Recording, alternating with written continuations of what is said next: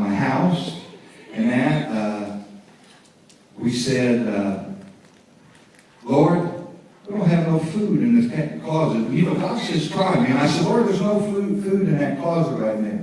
He said, go open it up and look in it. So I went to the kitchen and I opened up the door and there was nothing in there. He said, now close the cabinets. And I closed the cabinets. He said, now look in there. When I looked in there, it was stuffed full of food. God will supply our needs according to His riches and glory through Christ Jesus. I'm here to encourage you today. Give you very much encouragement, but you have to commit your whole heart to Him. You have to be His.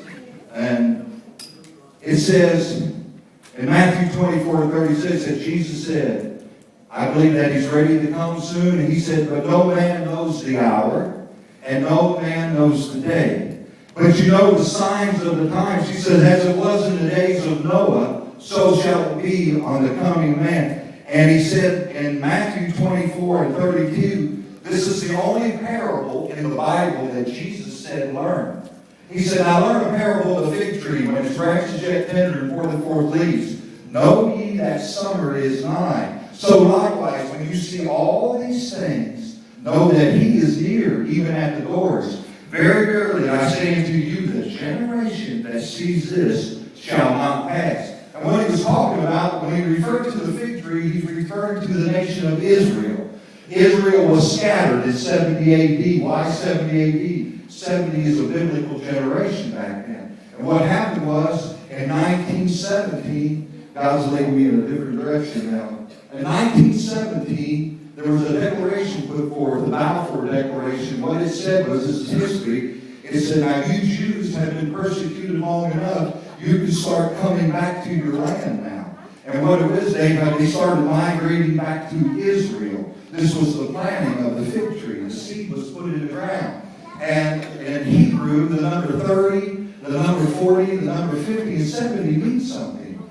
And how many knows that Jesus did not start His ministry until the age of 30? Why? Because He had to obey all the Jewish laws back then. And a man was not allowed to preach or teach until they reached the age of 30, which is called the age of maturity.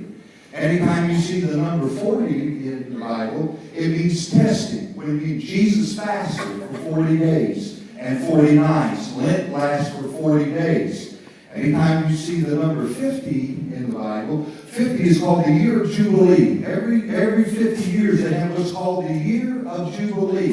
If you owned a piece of property, at the end of 50 years that property reverted back to you because it is the year of Jubilee.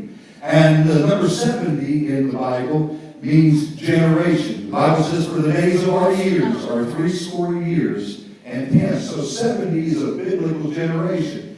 Now, in 1917, now remember I said this, now learn a parable of the fig tree. In 1917, that seed was planted. And I told you it took 30 years to mature. I told you 30 years. So if you take 1917 as the planting of the fig tree, you had 30 years. That brings you to 1947. What happened in 1947? May 9th, 1947, Ben Gurion was summoned before the United Nations.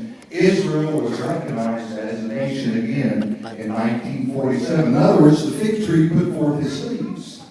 Now, if you take the number 50, and you take 1917 as the planting of the fig tree, it brings you up to 1967. Now, when I was over in Israel, man, along the West Bank, and then you would see tanks. And they were all scattered along. I thought, why did they not remove the tanks? Well, it was a memorial. And I was talking to an Arab over there, and he said that he was in one of those tanks. And he said, in 1967, he said they had a 6-day war.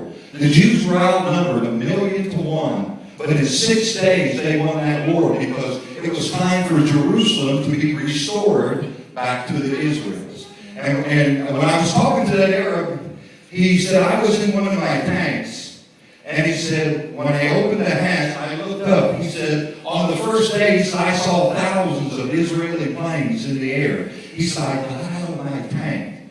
And he said, I ran. He said, I was scared. Well, if you read the newspaper and the archives and that, on the first day, there was only one Israeli plane that was in the air. God created a delusion. Why? Because it was time for Jerusalem to be restored. So see, God can do anything. He can create delusions, you know. He said, my ways are not your ways. We try to do things our ways, which we use our carnal mind, and in the United States we call it stinking thinking. It'll get you in trouble every time. We need to get into the Spirit, get out of the carnal mind, and start doing the things God, because we got times coming ahead that is going to be really, really tough.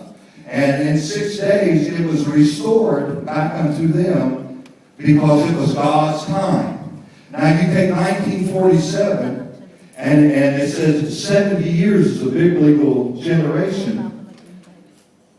You're getting close. You're getting up to the year 2015, 2017. But you say, oh, I got plenty of time. No. The biblical calendar only has 360 days to a year. We've added to our calendar. So in other words, in God's time, we don't go by man's time. Man, if you go do things man's way, it gets you in trouble every time. And so actually, God's timing, we're actually farther ahead in time.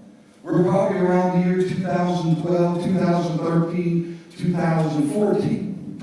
And you know what? God can be a personal God to each and every one of you. You think, oh, He will not do little things for me. One day, I wanted to share some things. My mother, she wanted a woman's blazer. And I got my car, and I hunted all over for that blazer, and I couldn't find it. So I pulled up in my driveway, and I told God, I said, you know what? I've wasted a lot of gas. I've wasted a lot of time, and you're a know-it-all, and you know where that blazer is. And he said, yeah, it's at Northgate Mall in McDonald's. I said, okay. So I went out to the car. I got back in the car. I went to McGowan's. I went to the woman's department. There was that blazer by itself, and like it said, $66, $50, $40. It was discounted down to $17. So what I'm here to tell you, God is concerned with your small needs. He said, you have not because you asked not that. You need to consult God in everything. I'm here to encourage you now. Don't leave Him out on every one of your decisions. You need to ask God in that. God, you're omnipotent, omnipresent, and you're a know-it-all. So I want to know where this is in that. And He will be your personal God. If there's life on other planets, He's their God. He created the stars. He created the universe. But He's personal enough to be your personal God. Isn't that something, you know? He wants you to give all your cares and all your problems to Him. Now the world will say, I don't want your problems. I got enough problems of my own. But Jesus said, come unto me, all ye that are heavy laden, and I will give you rest. I'm here to encourage you. My God wants to be your very personal God. And I've learned this, you know, a lot of times we've got to take a lot of hard knocks on the head. You know what I mean? And then He said, wake up, wake up, wake up. That's what I tell her when I talk to her on the phone and that. I'm thinking her, I'm Tupanulo. She's a sleepyhead. Now she's turning red. Now, what I'm trying to get to, I want you to see what a healthy church is. You know, we have to have a healthy church. You know, when you eat, we need to eat a balanced meal. You know, you need your vegetables, you need your fruits and that to sustain yourself. And I want to show you what a healthy church life is like. It's in Acts 9 and 31. It says, a good, healthy church has two things. One thing, it has harmony. Harmony, you know, when you go listen to an orchestra and you hear one instrument does not outdo the other, you know, when they all blend together, you have such a beautiful harmony. And that's what the church should do. You know, they should be in harmony together in that. In Ohio, in the United States, we got so much jealousy in that. If the pastor don't call for you to sing, oh, you didn't call me, I'll better sing. But the Bible said you're supposed to prefer your brothers and your sisters. You know what I mean? So what we need to do is have a harmony and a unity.